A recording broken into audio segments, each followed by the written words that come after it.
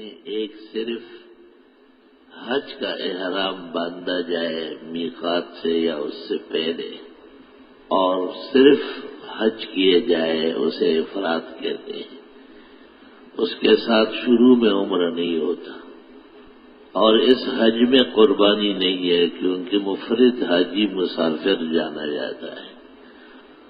دو قسمیں مزید، ایک کو تمتع کہتے ہیں، دوسرے کو قران کہتے ہیں۔ تمتع کا مطلب یہ کہ یہاں سے جاتے ہی پہلے عمرہ کر لیا جائے اور عمرے سے فارغ ہو کر انتظار کیا جائے جب 8 ذی الحج آ جائے تو حج کا احرام باندھا جائے۔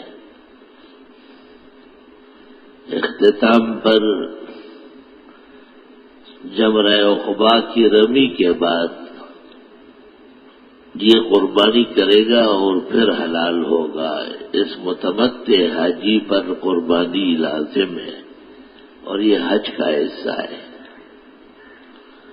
یہ اس بات کا شکر ہے کہ اس نے ایک ہی سفر میں 2 عبادتیں کی، ایک تھا عمرہ اور دوسرا حج۔ خدا نخواستہ اگر حیثیت ایسی ہے کہ قربانی کسی طرح نہیں کر سکتا ہے، یعنی مالی توفیق بالکل نہیں ہے، تو 3 دن پہلے روزے رکھے اور آخری دن عرفہ ہو، اور 7 روزے حج سے فارغ ہو کر وہاں ہو یا وطن جا کر تلک عشرۃ کاملہ، یہ 10 روزے ضروری ہے۔ تیسری قسم حج کی یہ ہے کہ حج اور عمرہ دونوں ایک ہی احرام میں ہو، لیکن عمرہ کر کے فارغ نہ ہو اور حج کے دنوں میں پھر حج شروع ہو جائے، چونکہ پہلے ہی احرام کے ساتھ دوسرا احرام ملحق ہے، اس لیے اس کو قران کہتے ہیں۔ قران کے معنی ملانا، جوڑنا، پیوند لگانا۔ انہ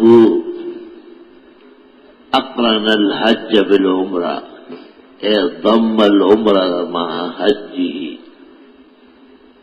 اس نے حج اور عمرہ ایک ہی حرام سے کیا ہے۔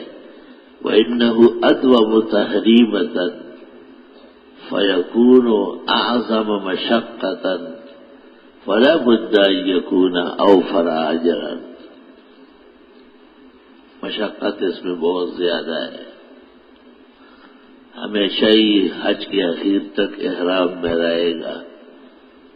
جب مشقت اتنی زیادہ ہو، قربانی اتنی ہو، تو اجر بھی زیادہ ہوگا۔ امام ابو حنیفہ رحمہ اللہ کے ہاں افضل ترین حج قران ہے، پھر تمتع ہے اور پھر افراد ہے۔ امام مالک کے نزدیک افراد افضل ہے، شافعی و احمد کے ہاں تمتع افضل ہے۔ والمسألة طویلة ومعترکة فی مزید اسی طرح کی دینی و علمی اور معلوماتی ویڈیوز کے لیے ہمارے چینل کو سبسکرائب کریں اور بیل آئیکن کو پریس کر دیں تاکہ ہماری نئی آنے والی نوٹیفیکیشن آپ کو سب سے پہلے مل جائے۔ جزاک اللہ۔